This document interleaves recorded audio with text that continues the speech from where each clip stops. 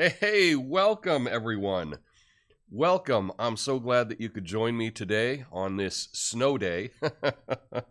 Good afternoon. Welcome to the show. Today, we're going to be talking about anecdotes.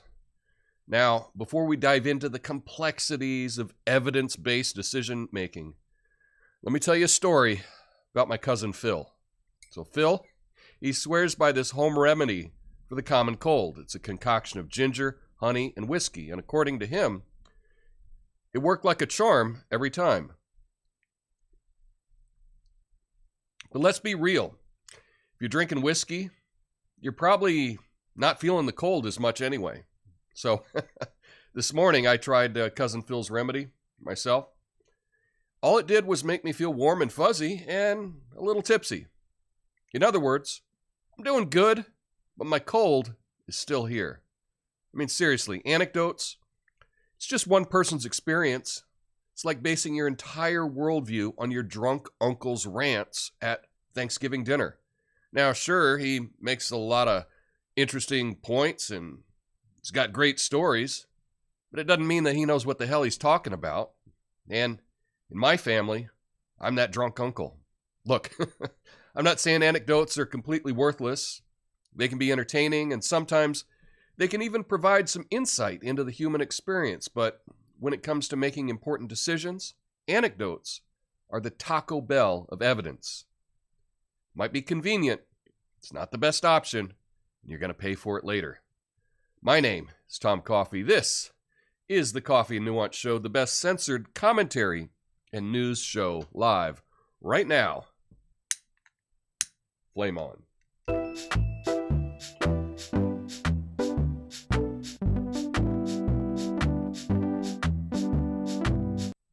All right. Thanks, everyone. Got fire and snow in the chat. That is awesome. So glad to see everyone here today. Bit of a snow day for me. In Portland, we got 10.8 inches. Yeah. And this city is not built for that much snow. I did get up this morning and I did my usual trek around the golf course. You know, you can snowshoe the golf course when there's lots of snow. It's a lot of fun. I did make a drone video. Didn't get it quite ready for today, but hopefully I'll have that for you tomorrow. But yeah, anecdotes. What exactly is an anecdote? An anecdote is one specific instance about one thing. And often people will use this to make decisions, you know? And often it's a really dumb way to make a decision, you know? You could say, oh, well, you know, it was really hot last year and therefore that proves global warming. You know? Well, there may be global warming, but it's not because it happened to be hot last summer. Okay, it was exceptionally hot. That doesn't mean anything. That's an anecdote. That's one little thing. And it's like, you could say that Uncle Phil's concoction, I'm not exactly sure what I have right now. I'm a little loopy. I'm running a temperature. And if I just get better this afternoon, well, it was either Uncle Phil's concoction or it could be snowshoeing around a golf course. Maybe that's it. If you're feeling ill, snowshoe around a golf course because that'll make you feel better. I may relate it to this, you know, they call this a neti pot or a nose kettle. I did one of these. Oops. Right before. These are really good when you got, when you have colds or whatever I have. I don't know what I have. Bit of a temperature. There's so much snow, though, that I'm not going to go anywhere to get it checked out. And I don't have any tests to find out if it is what you might be thinking it might be. Who knows? We'll find out. But I just see people using anecdotes all the time. And they suck, right? This is not logic. You're not a logic-based person if you just use an anecdote to justify your experience. Because that's what it is. You're justifying things. You've made a dumb decision, and then how can I justify it? Oh, I know. I heard someone else did it.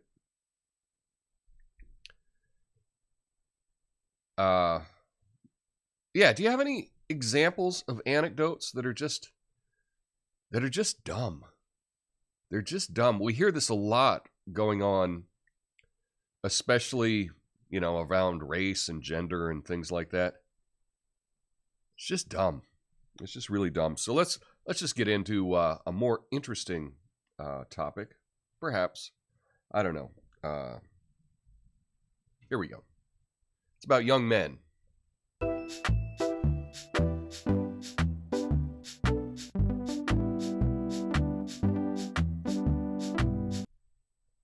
So, recent studies show that more than 60% of young men are single, twice the rate of unattached young women. This indicates a larger breakdown in the social, romantic, and sexual lives of the American male. Men in their 20s are more likely to be romantically uninvolved, sexually dormant, friendless, and lonely. Societal changes, the pandemic, social media, there's some of the reasons that may have caused this crisis of connection. Women's empowerment and more choosiness by heterosexual women for a partner who's emotionally open and empathetic, or other reasons. Even seasoned researchers struggle to fully account for the relationship gap between young men and young women. And bisexual women make up a large share of the young adult queer community. How about that? So, this was the story that came out yesterday about how many young men are single and why is it twice as many young men as young women. I mean, they can't all be gay, can they? What exactly accounts for this? Well, it could be, some of it could be that young women are going out with older men. That's one possibility. Typically, men in their 20s are not going out with older women. So that's one possibility. There could be more gay women than gay men. Maybe. I don't know. But this is shocking to me. And the thing that they said is that women are pickier. Could be men are pickier too. I don't know if you've walked around the city recently. I've been shocked at just how the demographics have changed. Like even here in Portland, there used to always be, like, just generalization here.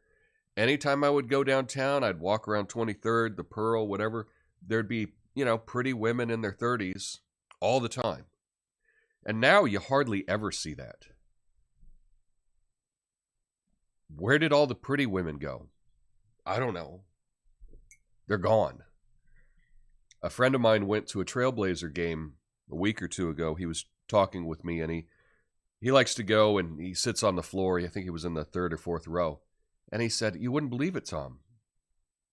There were no, hot young women on the floor of the Trailblazer game, when in past years there always were.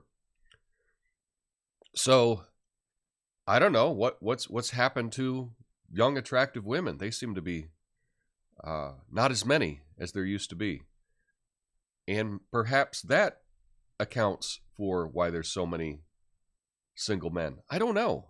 Do you have any ideas? This is one of those stories that just brings up more questions than answers. So I just thought I'd throw it out to you. Why do you think there's so many young single men? It's not a good thing. Society doesn't do well when there's a whole bunch of young single men. That's a recipe for things not going well in your city. So what do you think? Why do you think that is? I will answer all of your comments in the after show. after I play the outro. So stick around and I'll answer all your questions and get your feedback there. I appreciate that. But let's get on to another conspiracy, shall we say?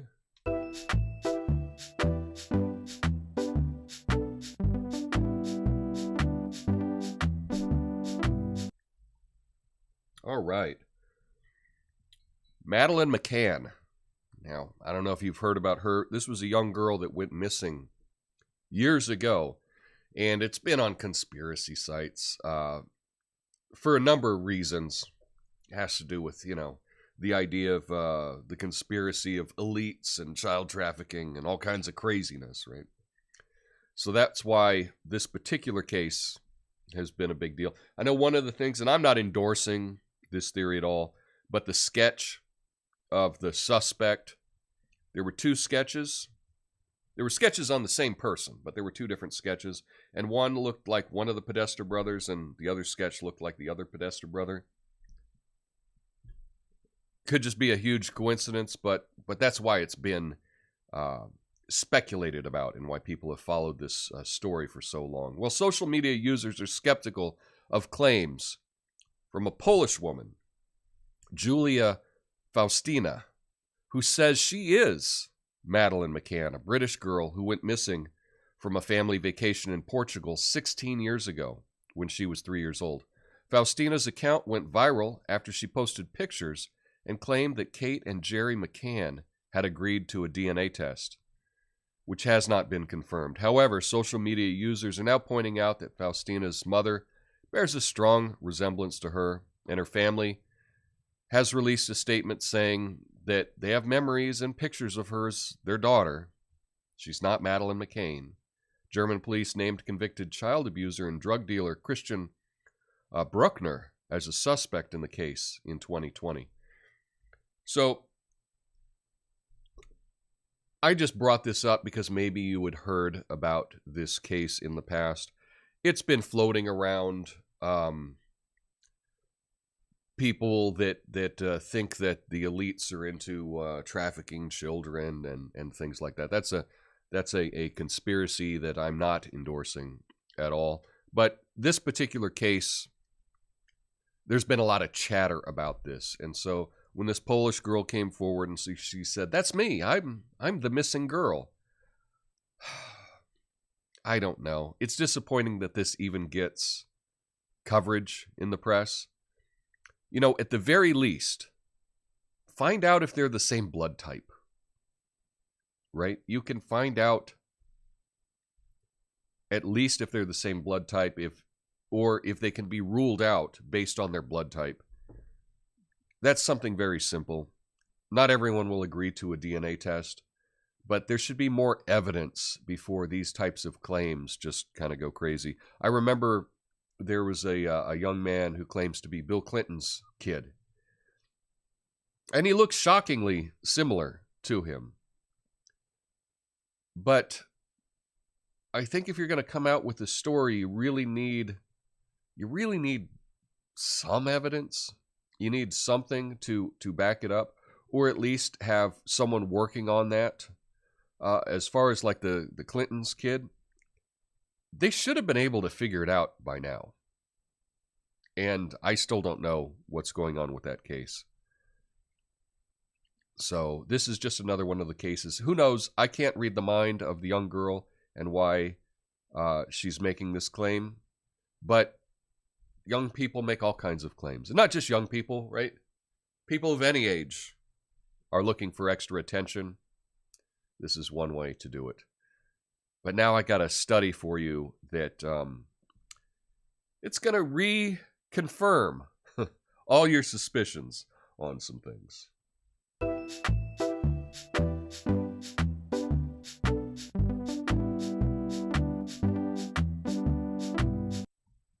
Yes. If you're smarter, you're less politically correct. This is a study now that can confirm your suspicions. Okay? Again, as always, I'll leave links to all the stories that I do in the description of the video. Likewise, I time code every story that I do. So if one of them you don't care for, you can just skip to the next. Obviously not while I'm live, but if you're watching a replay, you can skip to the next story. Just click on the time code in the description. So here's the study. It was conducted by researcher Louise Drehe, and colleagues found that people with higher cognitive ability tend to be less concerned about political correctness and more likely to support free speech. Shocker. The study surveyed 300 American adults using a test that involved accurately assigning words to pictures to measure cognitive ability, and then asked patients to give their opinion on statements related to free speech and political correctness.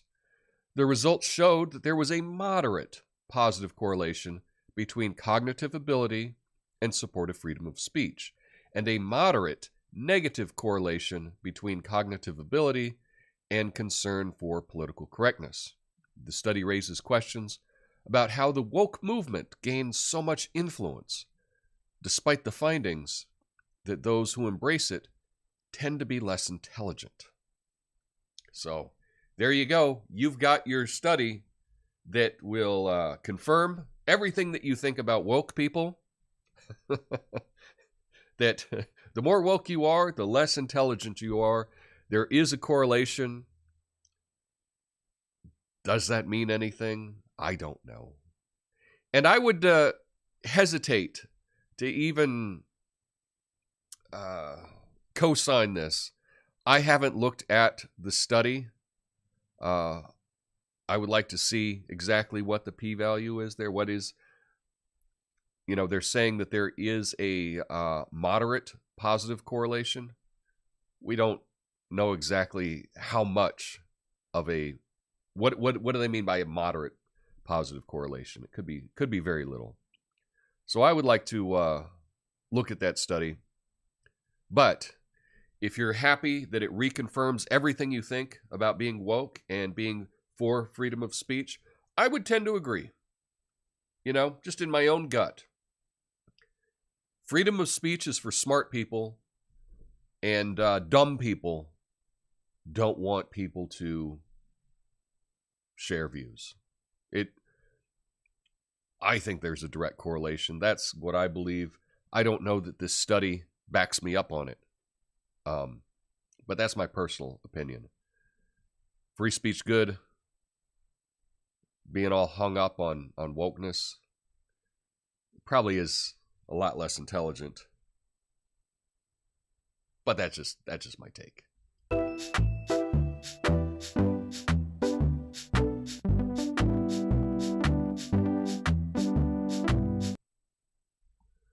Okay, Italy is facing the possibility of another severe drought, as weeks of dry winter weather have led to a lack of rain and snowfall, with the Alps receiving less than half their normal snowfall. Environmental groups warn that Italian rivers and lakes are suffering from the severe lack of water. The Po, Italy's longest river, having 61% less water than normal at this time of year. Last summer, Italy declared a state of emergency in the areas surrounding the Po due to the worst drought in 70 years. Venice is also facing unusually low tides that are making it difficult for gondolas, water taxis, and ambulances to navigate some of its canals. Have you been to Venice? Now, we talked about anecdotes at the top of the show, and this is an anecdote, right? Some people will say, in Venice, they don't even have the gondolas. They don't have the water taxis anymore. It's all run dry. This is because of global warming. This is because of climate change.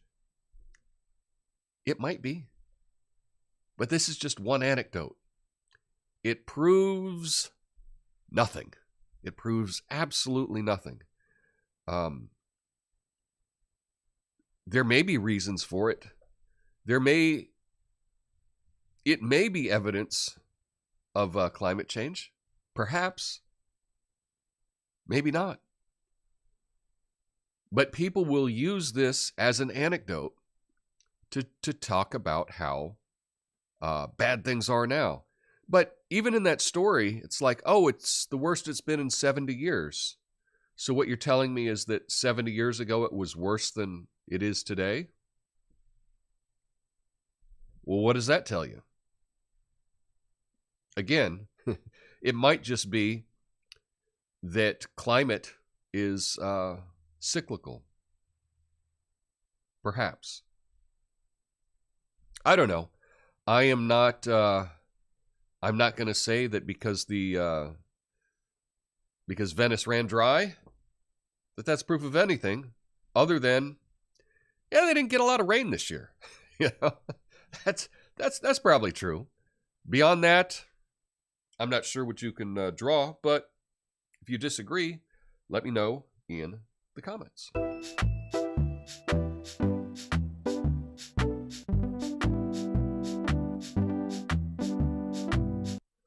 And I'm talking about some economics again. And the reason that I try to bring these stories to you is because I know that for the most part, you're not getting this anywhere else. And I think that this is a really important story. Iraq's central bank has announced plans to allow direct settlement of trade with China in Yuan for the first time. Previously, Iraqi imports from China were only financed in US dollars. This move is aimed at improving access to foreign currency and addressing the dollar shortage in local markets. As part of the plan, the central bank, may increase the balance of Iraqi banks with Chinese banks in yuan, or use its accounts with JP Morgan and Development Bank of Singapore to boost local bank balances by converting US dollars to yuan. This decision highlights the growing international role of the yuan as China continues to open up its financial markets and some countries seek to diversify their currency exposures. Now, the yuan, right, that is the Chinese currency. It's like our dollar. Currently, I think it's worth about 15 cents. A yuan is a dollar is worth about 15 cents, I think. No. I might have that backwards. I think $1 is worth 15 yuan. I think that's what it is. $1 is worth 15 yuan. So a little bit more than a nickel. What would that be? About 6.5 cents in my head, perhaps. But for the longest time, our State Department, our military, they would go after anyone that tried to do business in anything other than the US dollar. You know, world leaders have been taken out for less than that. Saddam Hussein talked about, maybe we won't deal in US dollars. What happened to him? Gaddafi, he wanted to have a currency to use in northern Africa that was not tied to the US dollar. I think it was the gold dinar. It was going to be a North African currency. You know what happened to him? They took him out in the streets. So, in the past, up until a year ago, any country that tried to do business outside of the US dollar seemed to get some democracy real quick. Things would happen in the local area that would be wanting to bring democracy to any world leader that tried to go off the dollar. But now, Iraq doing business in the Chinese currency, and the U.S. doesn't have a problem with that. It's really weird to me. It appears to me that the U.S. leaders want to destroy the dollar. I mean, I can't read their minds, but they're doing everything that you would do if you wanted to destroy the dollar. If you wanted to destroy the dollar, you would stop. If you wanted to destroy the dollar, you would allow everyone to do business outside of the US dollar. If you want to keep the dollar strong, you would strong-arm all of these countries and make them use the US dollar as the reserve currency. So there's been this shift that's happened since Joe Biden took office, where the U.S. apparently doesn't care about having the U.S. dollar be the global reserve currency. I don't know why they're doing it. It doesn't make sense to me. It only seems like the goal is to destroy the economy. If you have another reason why they might be doing that, let me know, because I don't know everything. There might be a totally legitimate reason to, I don't know, run the U.S. dollar into the ground, I guess. So let me know what you think about that in the comments. I'll get to that in the outro. And for good news, I think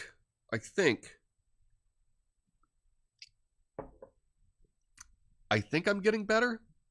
I checked my temperature just before, and it had dropped down to 99.6. So my temperature broke. So I'm getting better, and that's good news. And we got a snow day here in Portland. I'll be posting a drone shot.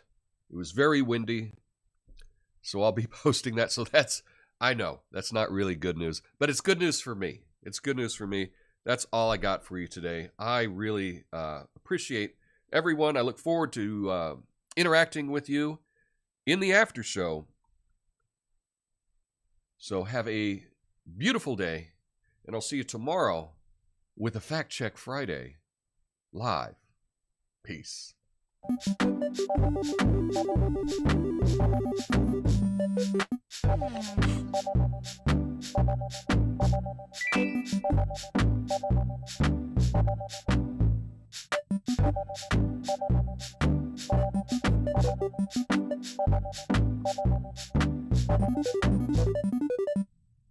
All right, we are back. It is the after show, and lots of people dropped out, which is totally cool with me.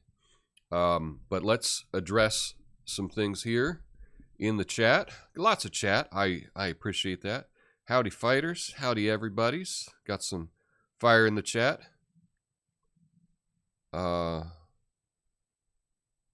Send subscribers in our way. You will take your anecdote and you will like it. That is true. There is no drug as service when taken pure. I'm sure that's there's a lot of truth to that. Who cares what it is? Just drink more whiskey. Well, thank you, Tobias. This is obviously not whiskey, and I obviously didn't use a glass because I didn't want to confuse anyone at any of the platforms that I may be drinking live. But this is just a ginger honey concoction that I have there. Glad you made it, Lego How. That was an amazing intro. Am I the drunk uncle? I do kind of feel like I'm the that problem uncle in my family. Diet Sprite says my wife is an okay looking woman. Well, I hope so. I mean, that's what we all want. You know, we don't want someone hideous. No offense to Tom, but to Michigan in such a small following, just interesting. There are a ton of reasons why young men are single. I know. I just don't get it. I'm glad I don't have to date nowadays, says Diet Sprite. I get it. I think the school hasn't used their allotted days off, so they're using anything as an excuse to stay home.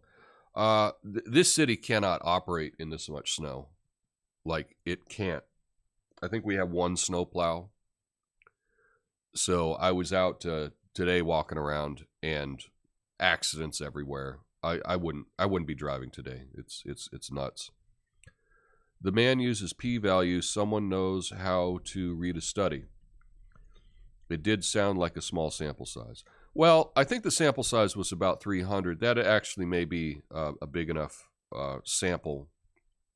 But I'd actually have to look at the study, and I didn't look at it. I've kind of ill and didn't put as much time into it today. Based on yesterday's cognitive dissonance, we should all only look at it if it's what we think is correct. I agree. Yeah, that is a good tie-in. Randall Carlson on Rogan's podcast was great. Watch or on the climate cycle. Thank you for the recommendations, Fireman 2032. You know, when people do make recommendations to me, I do try to check them out. So I will check out Randall Carlson. I don't know who that is, and I don't watch Rogan every day unless it gets recommended to me. So I'll give that a shot. I thought Vince was supposed to be underway by now. Okay. Venice was supposed to be underwater by now. Oh, no. No, if it was underwater, then that would, again, be an anecdote that would prove climate change, right? Yeah. Whether there's no water or there's a ton of water. Either way, it's climate change, right? Let's see. Howdy. PsyOps at its best. Lots of PsyOps these days. We got walloped with snow, too, here in Minnesota. Glad you're on the mend. I feel glad that I am on the mend. And I recognize, you know, it's all relative as far as snow goes. You know, I was in Albuquerque growing up, and there was lots of snow in the foothills or in the mountains there. Not a whole lot in the city. Occasionally they might get a couple inches. But they didn't have enough snow so that people got used to it. And that's the thing. If you live somewhere where there's lots of snow all the time, people get used to how to drive on snow. But like here, we don't get snow every year. You know, maybe every other year there might be a snow day or two. But it's not enough so that people have experience on how to drive on snow. So often it can be a lot more dangerous in places where it doesn't get as bad. It might be a lot safer in an area that might get 3 feet of snow, but anybody that's going out has chains and has experience and has the right equipment to be driving in that. But that's all I got. Hope we can see your Portland drone footage. Yes, I will. My goal was to have it as my intro today. didn't quite get back in time. It was really windy and it was kind of all over the place, but we'll see how it looks.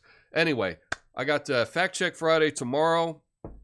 Thanks for sticking around. Thanks for hitting the like button. I appreciate that. There we go, 50 likes. And y'all have a beautiful day. Get well.